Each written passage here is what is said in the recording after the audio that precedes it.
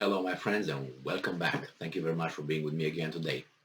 I will use the word mercenaries or captured or prisoners, referring to the two British citizens that were captured in the war zone by the Russians. Said that they didn't capture them, but it was the autonomous regions that they are in charge of their trials.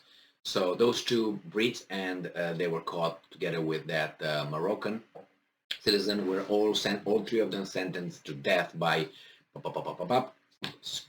firing squad. And then everybody was, oh my God, appalled by that. And why do they call them mercenaries? They're not mercenaries. They're this and that, volunteers, and so on. I don't know what they are. I'm just reporting what they both say. Obviously, the Ukrainians, when they catch a Russian, that would be a war criminal. The other ones, when they catch a foreign fighter, is going to say you are a mercenary, not a volunteer or anything else.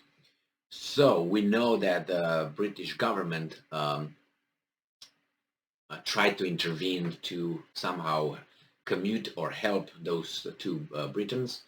The thing is, the Russians, so they have to appeal. They can appeal the court decision in 1 month.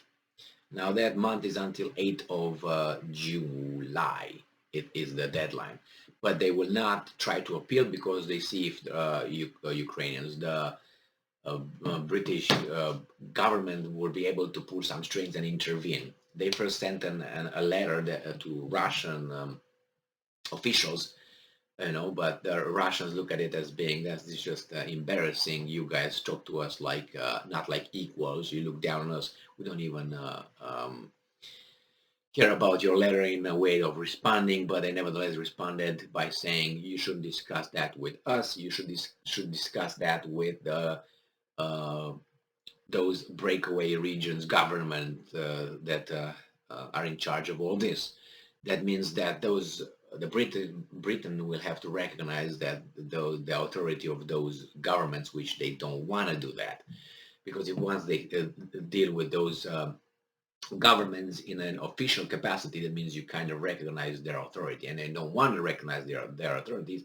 So then they're in the catch what 21 or 22 or 23, which is they say we'll do everything we can to rescue those guys, but then you're not willing to discuss with those, which you could, but why? Because if you do, then you automatically recognize them as the authority in the region. So what are you going to do? You try to the Russians, which you recognize as the authority, but Russia says we don't have authority in the region. Those guys have. So what are the Britons going to do? Let's find out. It says this comes from Reuters from today, actually from yesterday, June 24th, 2022. And this is the title. The Britons condemned in Donetsk, holding out for intervention from UK, the lawyer says. So the lawyer defending one of the two Britons sentenced to death in Russia-backed breakaway territory of Ukraine said on Friday that they had not yet submitted an appeal because they seemed to be holding out for intervention from London.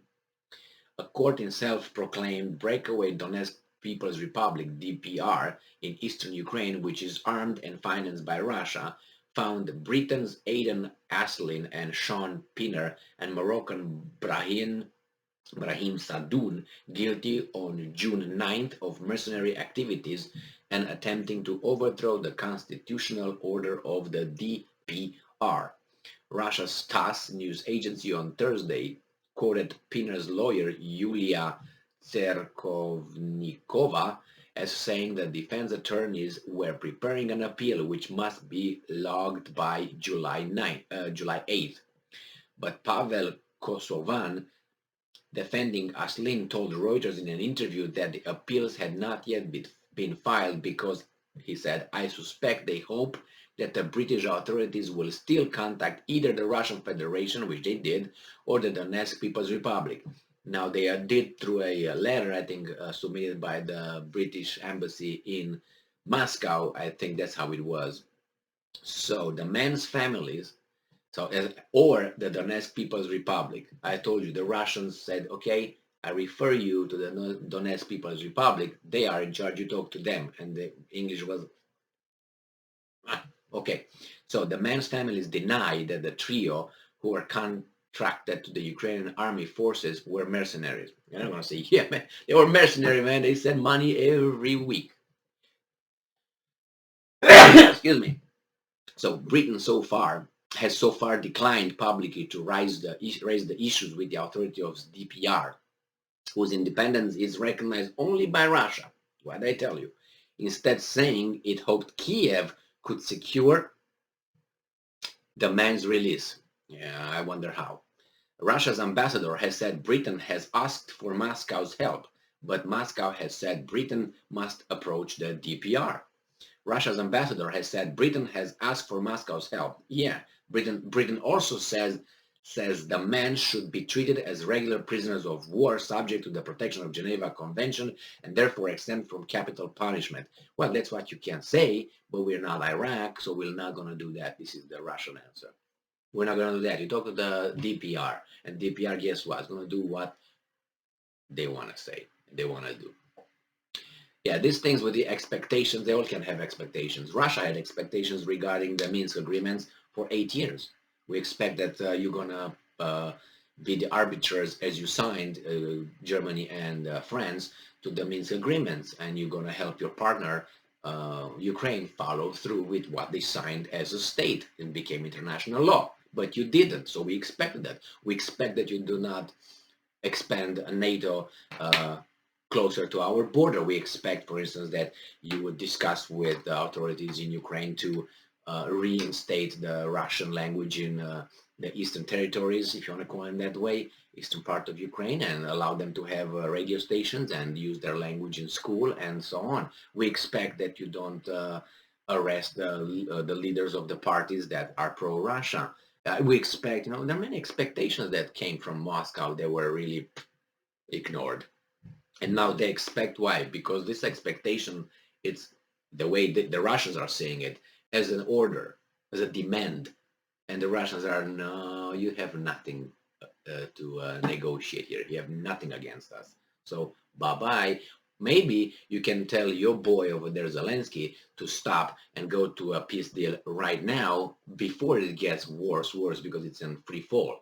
And the longer you wait, the better is going to be a worse peace deal for the Ukrainians, not Zelensky. For the Ukrainians, Zelensky is going to fall on his two legs nevertheless. If he loses or Ukraine loses, which will probably, or wins, he's going to be there. He's not going to be, even he's going to be removed or not, he's going to be just fine. I guarantee you that. All right.